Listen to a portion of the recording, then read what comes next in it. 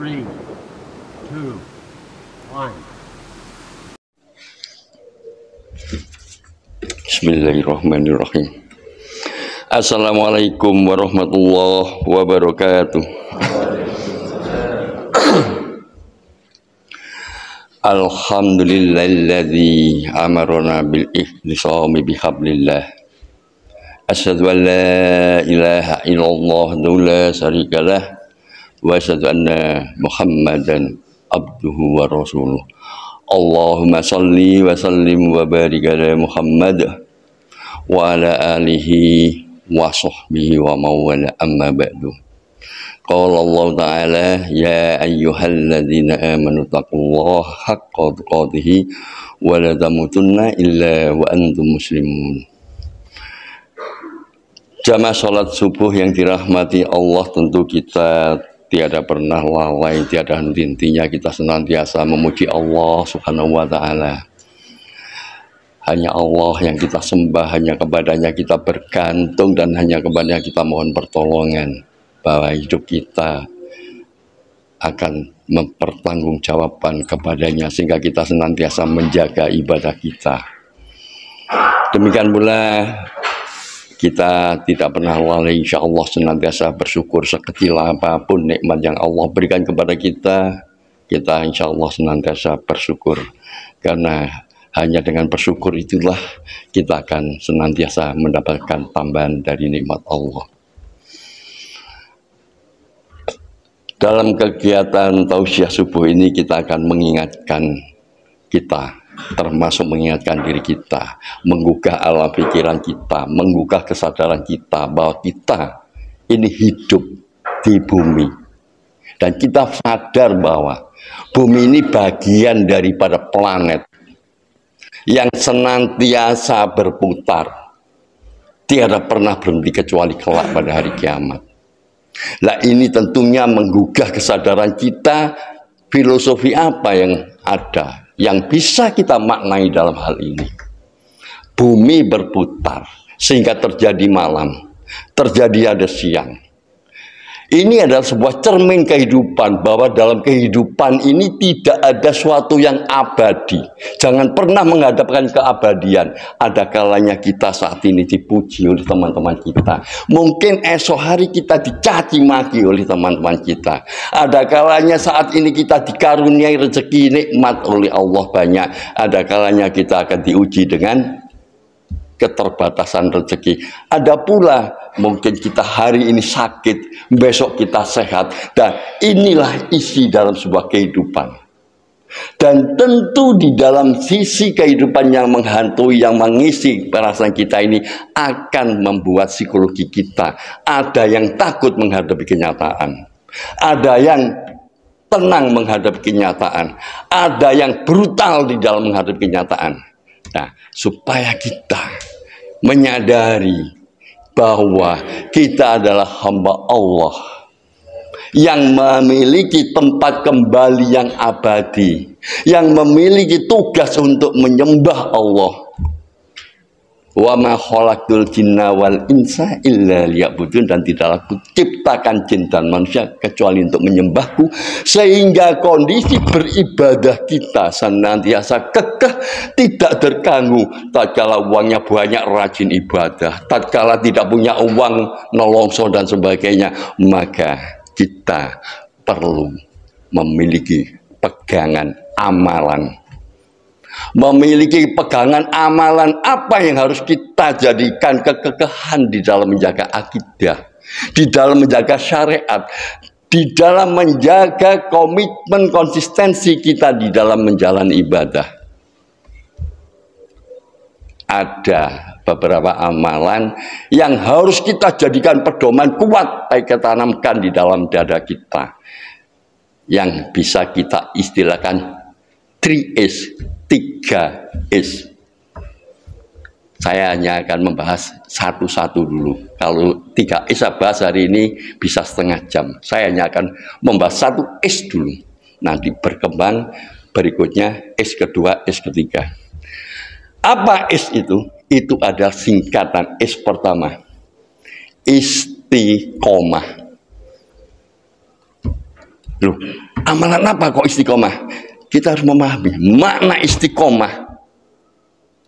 Istiqomah artinya kita berpedoman secara kekeh di dalam melaksanakan menjaga ibadah kita, di dalam akidah kita, di dalam amalan kita secara terus-menerus, tiada henti, tidak terpengaruh oleh lancarnya rezeki, oleh kesehatan kita, oleh banyaknya teman atau tidak punya teman, oleh kondisi alam kemarau, panas, hujan rasa dingin atau salju, oleh lalu lintas orang yang banyak, hiburan dan macam-macam, tapi kita tetap kekeh di dalam menjaga akidah kita, syariat kita, konsisten dalam menjalankan amal ibadah senantiasa kita lakukan. Untuk apa? Bekal kelak di akhirat. Percaya bahwa kita hidup untuk beribadah menyembah Allah agar kita menggapai ridho Allah. Kelak bekal di akhirat kita tidak menjadi orang yang merugi. Istiqomah. Istiqomah di dalam amal kebaikan. Di dalam amal kebaikan yang bisa bermanfaat untuk diri, untuk keluarga, untuk manusia lainnya, untuk tegaknya agama, untuk kekehnya dalam akidah dan amaliyah. Ini yang harus kita jaga.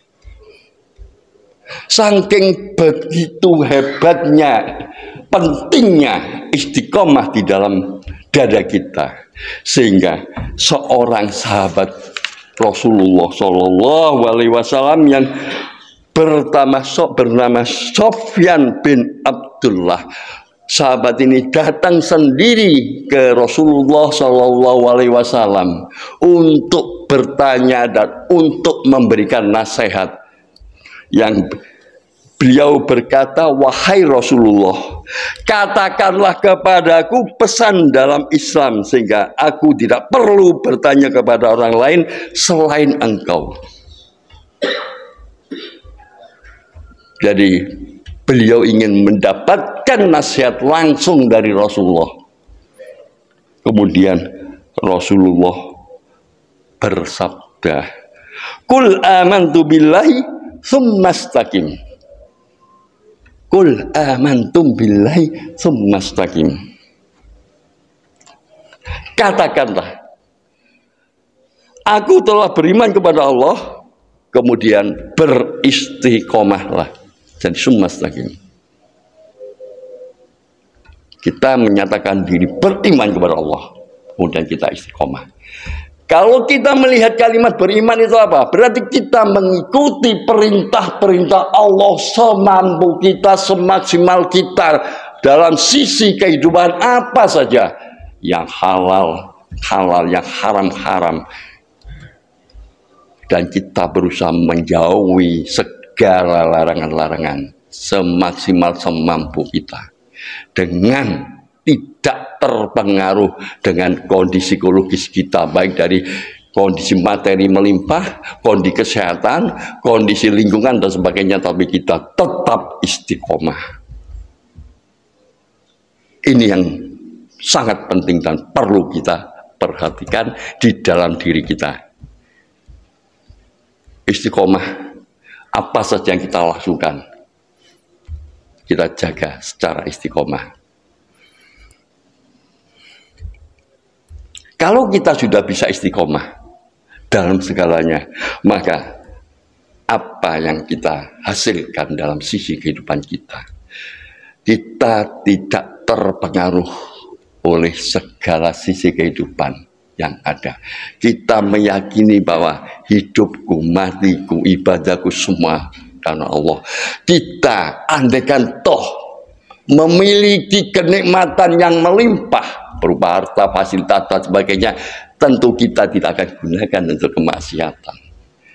Justru kita jadikan lahan untuk bagaimana tegaknya syiar Islam.